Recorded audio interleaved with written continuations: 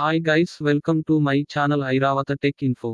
ఒకేసారి 2 లక్షల రూపాయలు వరకు రైతు రుణాలు మాఫీ చేస్తామన్న సీఎం రేవంత్ రెడ్డి ప్రకటన నేపథ్యంలో మార్గదర్శకాలు వెల్లడి కానున్నట్టు తెలుస్తోంది.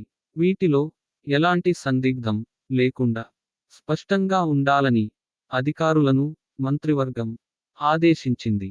పీఎం కిసాన్ యోజన మార్గదర్శకాల్లోని కొన్నింటిని పరిగణనలోకి తీసుకొని వీలైనంత ఎక్కువ మంది రైతులకు రుణమాఫీని అమలు చేయాలని ప్రభుత్వం భావిస్తోంది. 2 లక్షల రూపాయలు వరకు రుణమాఫీని ఏకకాలంలో చేస్తామని సీఎం రేవంత్ రెడ్డి తెలిపారు. డిసెంబర్ 12, 2018 నుంచి డిసెంబర్ 9, 2023 వరకు రైతులు తీసుకున్న 2 లక్షల రూపాయలు వరకు రుణమాఫీ చేయాలని నిర్ణయించాం. ఇందుకోసం